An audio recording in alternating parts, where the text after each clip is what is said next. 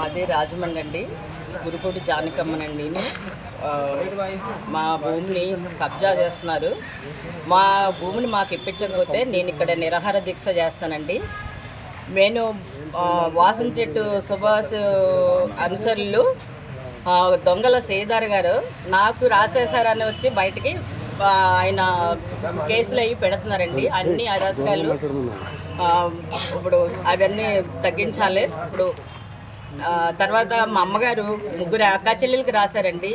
ముగ్గురు అక్క చెల్లెలకి రాసింది నా పొలాన్ని కబ్జా చేసి దొంగలు చేయారని నాకు రాశారని బయటకు వస్తున్నారండి. ఆయన ఎవరు వాసన చెట్టు సుభాష్ గారిని చూసి ఆయన బయటకు వస్తున్నారండి. ఇప్పుడు నాకు న్యాయం కావాలి. ఇప్పుడు నాకు న్యాయం చేయాలండి, లేదంటే నిరాహార దీక్ష చేస్తానండి ఇక్కడ. అయితే మాకు విఆర్ఓ అమ్మారు, నేను గత 6 సంవత్సరాలుగా తిరుగుతున్నానండి. మాకు మా పొలం మాకు ఇప్పించమని. అయితే ఒక నెలలోనే మాకు పాస్బుక్లు వచ్చేసినాయి అని వచ్చి మాకు ఇన్ఫామ్ చేసి కేసులు అవి పెడుతున్నారండి. కబ్జా చేద్దామని మాకు వస్తున్నారండి. మా సేను మాకు ఇప్పించాలి. మాది మట్టుగా న్యాయం జరపాలండి. మా కుటుంబ సభ్యుల గొడవల్లో మాకు బయట వాళ్ళకి లేదండి, సంబంధం లేదండి. మా అన్నయ్య గారు మేము చూసుకుంటామండి. మా సేన్ మాకు ఇప్పించాలండి. ఫ్యామిలీ గొడవలో ఎవరో బయట వాళ్ళు వచ్చి ఇంత రాద్ధాంతం చేయవలసిన అవసరం లేదండి. మా అమ్మ పుట్టింటి వాళ్ళకి మాకు రాశారండి. రాశారు. చిన్న తాళపల్లని ఉందండి. చిన్న తాళపల్లం నుంచి మామూలుగా వీళ్ళు కబ్జా చేద్దామని వస్తున్నారండి.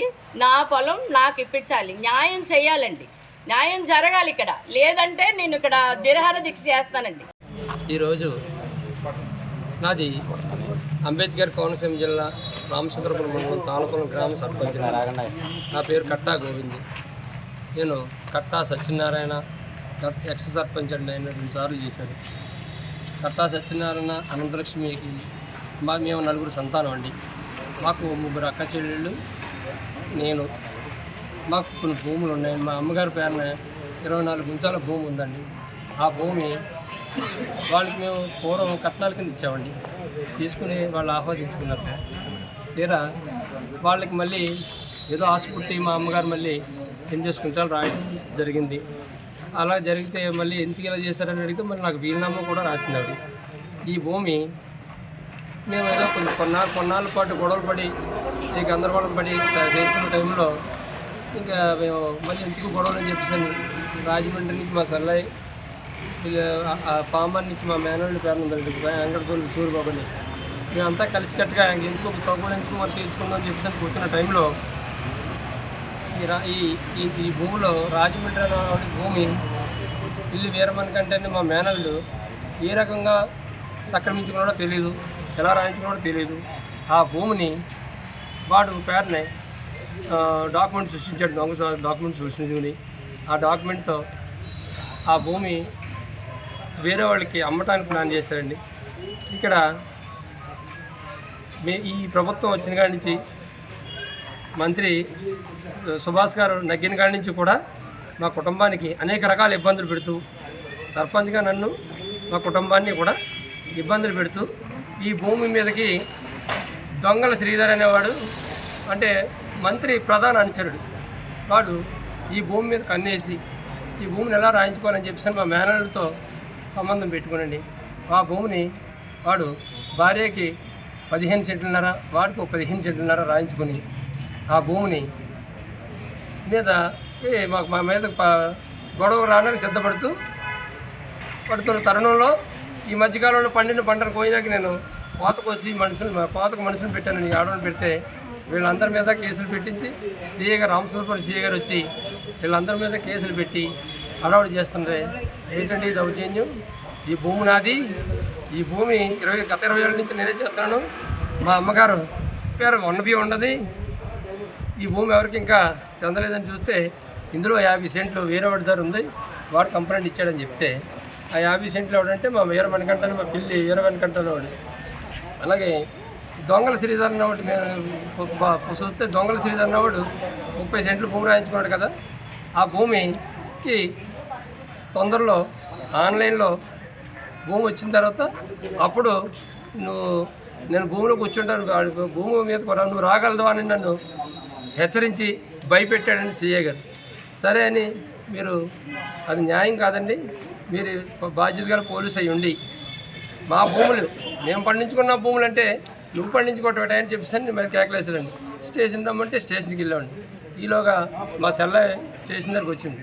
వస్తే ఆవిడ కూడా మా అన్నయ్య గారు మేమంతా కలిసి ఈ భూములు మా అన్నయ్య గారికి అప్పచెప్పాం కనుక మేము ఈ భూముల మీద ఎటువంటి గొడవలు లేవు, మాకు తొగలు తెలుసుకుంటాం, మేము పడతామని చెప్పేసారని ఆవిడ చెప్తుంటే నీకు సంబంధం ఏంటని ఆవిడని కూడా హెచ్చరించారు. అలాగే ఇక్కడ ఈ భూమి అదే 2016 నుంచి 15 నుంచి కూడా ఎవరో ఒకరు ఏదో తగదా తీసుకొస్తే ఈ బిల్లు వీరమణికంఠ అనేవాడు ఒక రౌడీ షీటర్లకు చేస్తున్నాడండి. ప్రతిసారి గొడవలు పెడతాం. ఇక్కడ ఎవరో గతంలో ఒకసారి కోత కోయించబోయాడండి, అప్పుడు అడ్డుకున్నాం. ఇప్పుడు కూడా కోత కోయించబోయి ఇప్పుడు అడ్డుకున్నామండి. కనుక ఆ భూమి అయితే మా స్వాధీనంలో ఉంది, భూమి మా దగ్గర ఉంది. పేమెంట్స్ ఏమి లేదండి. ఈ 50 సెంట్ల భూమి అనేది మా సర్లే పేర్లు ఇచ్చారండి, ఉందండి. ఆ భూమిని ఆన్లైన్ చేసి ఈ రెవెన్యూ వారు గతంలో రెవెన్యూ వారు ఎంఆర్ఓ వారికి వినతిపత్రాలు ఇచ్చామండి. వాళ్ళు పరిశీలి చేసి ఇందులో కోర్టు పెండింగ్లు ఉన్నాయి కదా, చైనాకు లేదని చెప్పేసి వాళ్ళు ఆఫ్ చేశారండి. ఆ ఆఫ్ చేసిన తరుణంలో ఈ సుభాష్ గారు ఒకరినేమో రంపచోడవరం, ఒకరినేమో కార్టూన్ కోన పంపించారండి. ఆర్ఎన్ కార్టూన్ కోన, ఎంఆర్ఓనేమో రంపచోడవరం పంపించారు. అలాగే ఇప్పుడున్న కొత్తగా తీసుకొచ్చిన ఆర్ఐకి కూడా వినతిపత్రం ఇచ్చామండి. సార్ ఇది పరిస్థితి, ఓఎస్టీ పెండింగ్లో ఉన్నాయి కనుక మీరు ఇది కొద్దిగా ఆలోచించుకుని చేసుకోండి అంటే అబ్బాయి దీనికి నేను చేసేస్తాను, ఎట్టి పరిస్థితులు ఆగం చేసేస్తున్నానని చెప్పి వాళ్ళకి 5013 నెంబర్ గల పాస్ పుస్తకం ఇష్యూ చేసి దాన్ని జనరేట్ చేసి ఈవేళ మా మీదకి మా కుటుంబాలకి గొడవలు పెట్టి రాద్ధాంతం చేశారండి. ఎవరు మన రెవెన్యూ వారు డీటీ గారిని అడిగాను. డీటీ గారు 60 రోజుల టైం ఉందండి, ఈ 60 రోజుల టైంలో మీరు అప్లికేషన్ పెట్టుకోండి, దాన్ని పరిశీలి చేసి మేము దాన్ని క్లోజ్ చేస్తామని చెప్పారు. అయినా ఈరోజు రెవెన్యూ వారు కోర్టులో పెండింగ్లు ఉన్నాయి 4-3 ఓఎస్టీలు ఉన్న దాన్ని ఎందుకు ఈ రకమైన చేస్తున్నారంటే మంత్రి గారు అనుసరులు అని చెప్పుకొని కుర్చీల పక్కన కూర్చుని వాళ్ళ చేత వాళ్ళు ఒక ఇబ్బంది పెడుతూ వాళ్ళ చేత ఈ పనులు చేయించుకుంటే ఈ ఆర్ఐ అనేవాడు కొత్తగా వచ్చాడండి. అతను ఇటు వేరు కూడా వాసించేటట కనుక ఆ వాసించెట్టి అనే అభిమానం ఏంటో తెలీదు. అతను ఏ భూములు అయినా సరే ఎలాంటి అయినా సరే నేను చేసేస్తాను, వాళ్ళు ఆన్లైన్ చేసేస్తానని చెప్పేసి మమ్మల్ని నేను చెప్పిన మాటలు కూడా ఇది పట్టించుకోకుండా ఆన్లైన్ చేసి సైలెంట్ కూర్చొని ఉన్నాడు. కనుక పరిశీలించి వెంటనే ఆ భూమికి తాలూకు ఆ పాస్బుక్ను రద్దు జరిపరచాలి. రద్దుపరచిన పక్షంలో మొత్తం మా చెల్లై మేము అంతా కూడా ఎంఆర్ఓ ఆఫీస్ ద్వారా నిరాహార దీక్ష చేయడం జరుగుతుంది. మీడియా మిత్రులకు నమస్కారం.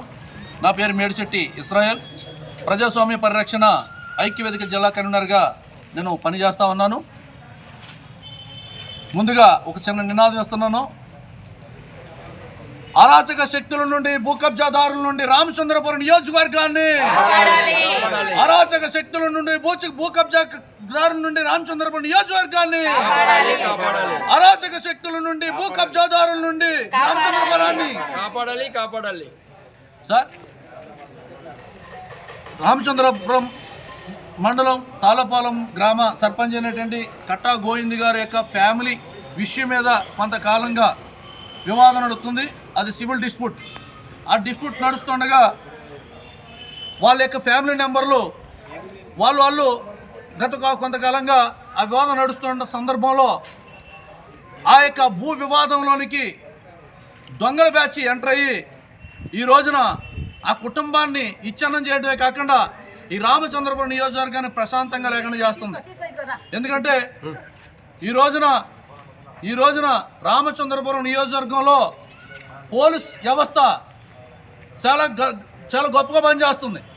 మరి దొంగల బ్యాచ్ ఎంటర్ అయిన తర్వాత నియోజకవర్గంలో పూర్తిగా రామచంద్రపురం నియోజకవర్గంలో ఉన్నటువంటి సీఏ గారు దొంగల బ్యాచ్కి పూర్తిగా మద్దతు పలుకుతూ ఏకపక్షంగా సివిల్ మ్యాటర్ అని కూడా చూడకుండా వన్ సైడ్గా ఈ దొంగల బ్యాచ్కి సపోర్ట్ చేస్తున్నారు.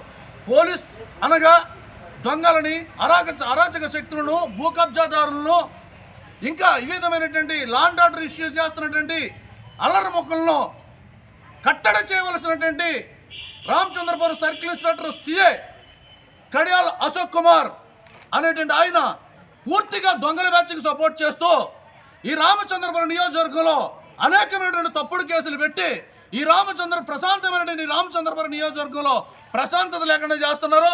ఈ మీడియా మిత్రుల ద్వారా నేను విజ్ఞప్తి చేస్తా ఉన్నాను.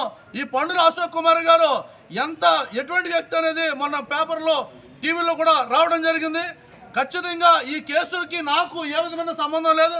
అమలారాం, మీరు ఆ రోజు పొలంలో ఉన్నారో లేదో నాకు తెలీదు. నేను మీకు ఏమైనా తెలుసా? నేను ఆయన పొలంలోకి వచ్చానా? నేను పొలానికి నాకు ఏ విధమైన సంబంధం లేదు. ఆ కేసుకి నాకు ఏ విధమైన సంబంధం లేదు. నేను అసలు ఇంటర్వ్యూ అవ్వలేదు. కానీ అన్యాయంగా ఈ దొంగల బ్యాచ్ మాట విని సదర్ సిఏ నా మీద అన్యాయంగా కేసు మానేయించాడు. ఆ కేసు విషయంలో మేము హైకోర్టులో కూడా కేసు పిటిషన్ వేస్తున్నాం.